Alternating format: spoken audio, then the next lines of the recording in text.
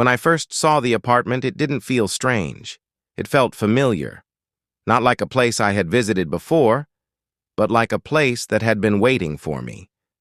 The door was already unlocked when I arrived. The key was hanging in the lock, gently swaying, as if someone had just stepped away. The landlord had told me the apartment had been empty for years. But the silence inside didn't feel empty. It felt occupied. Inside, the furniture wasn't mine. The couch was old. The table was scratched.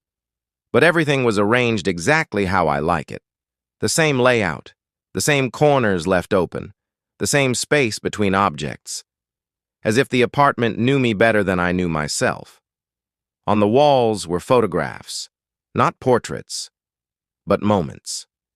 Places I had been, streets I remembered walking on, cafes I had sat in, all taken from angles I don't remember anyone standing at. In every photo, there was a figure in the center, my height, my clothes, but the face was scratched out. That night, I went to the bathroom. Before I turned on the shower, the mirror fogged up on its own. Slowly, letters appeared in the steam. 2 words, "Welcome back." I stood there longer than I should have, waiting for the fog to clear. It didn't. At exactly 3:11 a.m., the apartment changed. The walls felt closer, the ceiling felt heavier. The air became thick, like it was harder to breathe. Every sound echoed just a second too late, as if the apartment was listening first, then responding. A knock came from the door. When I opened it, a man stood there. He looked exhausted.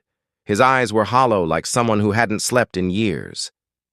He smiled and asked me a question I wasn't prepared for. "How long do you have left?" Before I could answer, he stepped back into the hallway and disappeared into the dark. In the kitchen, I found a notebook, old, worn, filled with names and apartment numbers.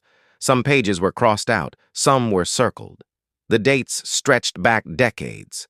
The last page was blank until the ink slowly bled through the paper. My name, my apartment number, written in handwriting identical to mine. I ran to the mirror. At first, my reflection followed me. Then it stopped. It lagged behind, just slightly. When I raised my hand, it waited, then copied me. And when I stood still, it smiled. I didn't. I tried to leave. The door wouldn't open. The windows didn't show the street outside. They showed another apartment, then another, then another. Endless rooms, identical to mine, stretching into darkness. All of them looked lived in. None of them looked alive. That's when I finally understood. The apartment doesn't haunt people. It doesn't kill them. It learns them. It studies them. And when it's ready, it replaces them. Because as I sat on the couch, unable to move, I heard the front door unlock. Footsteps entered the apartment, and a perfect version of me walked inside while I stayed behind.